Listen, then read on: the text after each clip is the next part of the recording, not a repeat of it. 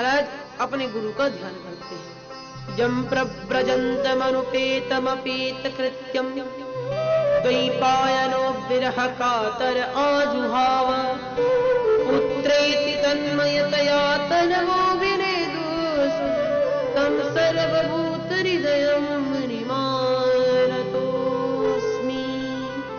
यम प्रव्रजन्त मनुपेतमपेत कृत्यम,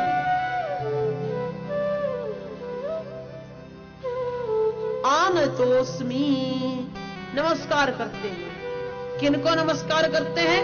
तो यम प्रव्रजन्त मनुपेतमपेत कृत्यम, जो पैदा होते ही जिनका नाड़ी छेदन में नहीं हुआ, अपने नाल को अपने कंधे पर रखकर ही वन की ओर चल दिए।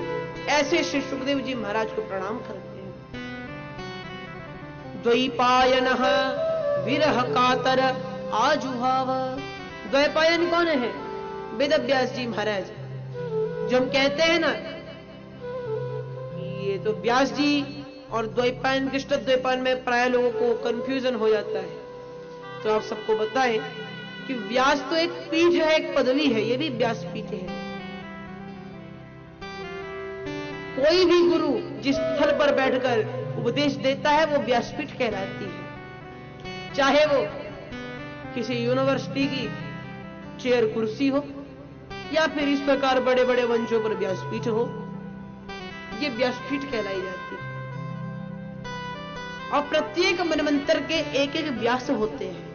जैसे संसार की सर्वप्रथम मनवंतर के व्यास भगवान श्री नारायण है, दूसरे मनवंतर के ब्रह्मा जी, तीसरे मनवंतर के दुर्वासा ऋषि, फिर मनु, फिर इस प्रकार क्रमबद्ध चलते हैं। तो इस मनवंतर के जो हमारे व्यास है, वेद व्यास, उनका नाम है कृष्ण द्वैपायन। कृष्ण द्वीपे जातः यह सा कृष्ण द्वैपायनः। कृष्ण नाम के द्वीप पर जो उत्पन्न हुए वो कृष्ण द्वैपायन वेद व्यास। ऐसे वेद व्यास जी महाराज क्या कर रहे हैं? तो विरह कातर आजुहाव। विरह, विरह किसे कहते हैं? संयोग इच्छा रहित भावना विरह। पुनर्मिलन की इच्छा से रहित जो भावना होती है वो विरह कहलाता है। तो विरह से कातर हुए, व्याकुल हुए, आजुहावा, पुकार रहे हैं। पुत्र पुत्र पुत्रेति तन्मयतया तरवो विनेदु।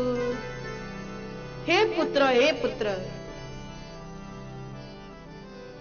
तन्मयतया तरवो अभिनेदु। पुत्र पुत्र कर कर पुकार रहे हैं और पेड़ों में उनकी आवाज गूंज जाती है, गूंज जाती है। तो इसका तात्पर्य यहां संत बड़ा सुंदर करते हैं। मानो पेड़ ऐसा कह रहे हो कि भैया तुम्हारे जो पुत्र हैं, इसे ये पुत्र मात्र तुम्हारे उद्धार के लिए धरा पर नहीं आए, समस्त सृष्टि के कल्याण हेतु इस धरा पर आए हैं। तम सर्वभूत हृदयम मुनिमानतोस्मि। ऐसे सभी भूतों के हृदय में निवास करने वाले श्री सुखदेव जी महाराज के चरणों में बारंबार प्रणाम करते हैं। बोले श्री सुखदेव जी महाराज की जय।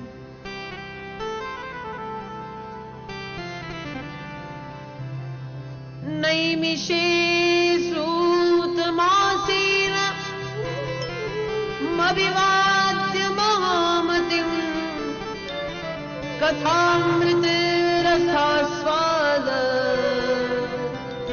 कुशलः शौनको ब्रवीत्। नैमिषारण्य की भूमि पर सूत जी महाराज व्यासपीठ पर आसीन है। अभिवाद्य महामतिम, शौनक जी महाराज अभिवादन करते हैं। किनका अभिवादन करते हैं? तो महामति, विशेष मति, जिनकी विशिष्ट मति है, ऐसे मति वाले श्री सूत जी महाराज को नमस्कार करते हैं। अच्छा, यहां महामति क्यों कहा गया सूत जी महाराज को? महाबुद्धि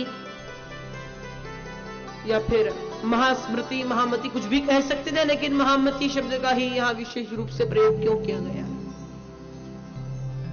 तो कहते हैं कि यद्यपि हिंदी भाषा में मति, बुद्धि, स्मृति ये सब अलग अलग हो, किंतु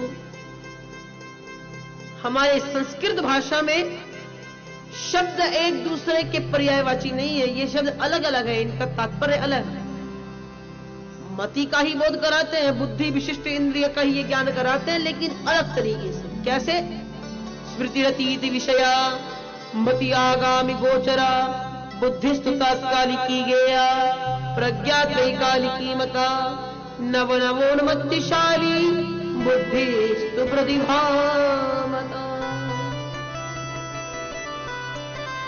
स्मृतिरतीति विषया, स्मृति कहते हैं अतीत के विषयों को जो भलीभांति जान ले, वो भलीभांति स्मरण रखे, उसको, उसकी मति को कहते हैं भैया बहुत अच्छी इसकी स्मृति है। मति आगामी गोचरा, मति कहते हैं जो भविष्य के निर्णय में, भविष्य में होने वाली घटनाओं के निर्णय को लेने में परफेक्ट हो, उसको आगामी गोचरा मति अर्थात मति कहते हैं। बुद्धिस्तु तात्कालिकी गेया, जो यद्यपि सोचने विचारने में थोड़ी कमजोर हो, लेकिन आकस्मिक आई विपत्ति में झट से बिल्कुल सही निर्णय ले लेती है, वो बुद्धि कहलाती है।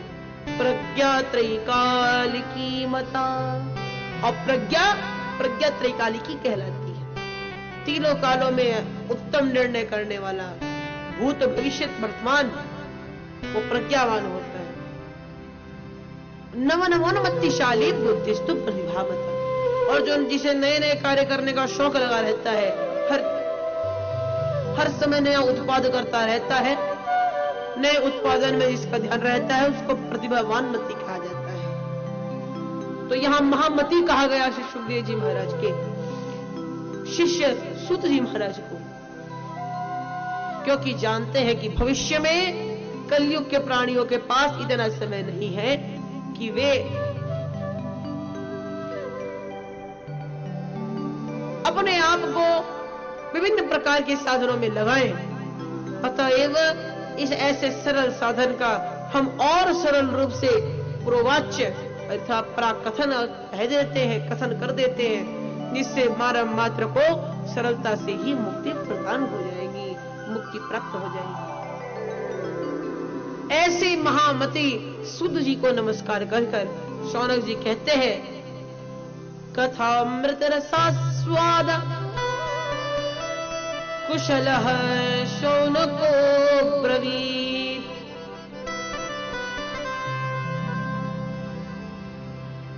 कथामृत की जो रसास्वादु है, रसास्वादु का क्या तात्पर्य है? कुछ लोग होते हैं भैया कथा श्रवण करने आ जाते हैं, लेकिन उनका कथा में ध्यान नहीं लगता, मन नहीं लगता, मन तो घर के कामकाज में ही पड़ा रहता है। कुछ लोग ऐसे होते हैं जो कथा में आते जाते हैं। क्यों आते हैं? अरे कथा वथा तो घर में भी कैसेट से सुन लेते हैं, अब इतनी बड़े ट्रस्ट से भैया कार्ड आया है तो जरा जाना तो पड़ेगा, नहीं तो संबंध खराब हो जाएगा। और कुछ लोग होते हैं चलो भैया घर पर तो टाइम पास हो नहीं रहा, कोई काम तो वैसे भी नहीं है, रिटायर हो ही चुके हैं, चलो कथा में थोड़ा गप्पे लड़ा के आ जाए। लेकिन कुछ लोग होते हैं रसास्वादु, जो कथा में कथा को श्रवण करने की मनसा से आते हैं, टाइम पास करने के लिए नहीं आते।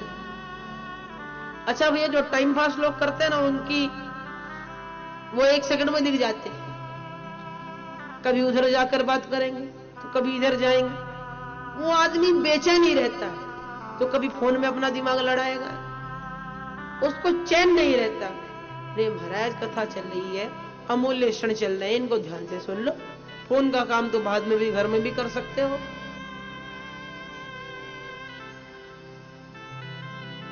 किंतु ये शौनक जी जो है ये रसास्वादु है, इनको जितना कथा रसपान करो, जितना कथा रसपान करो, इनके लिए कम ही है।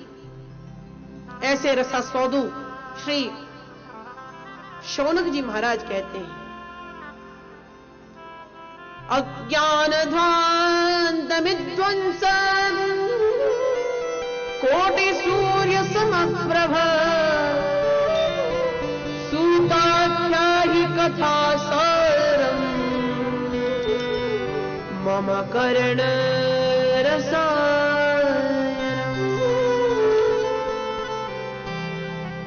मम कर्ण रसायनम। हे सूत जी महाराज, कृपा कर आप उस अलौकिक कथा को कहिए जो मुझे मेरे कानों को रस समान प्रतीत होती है, रस के भांति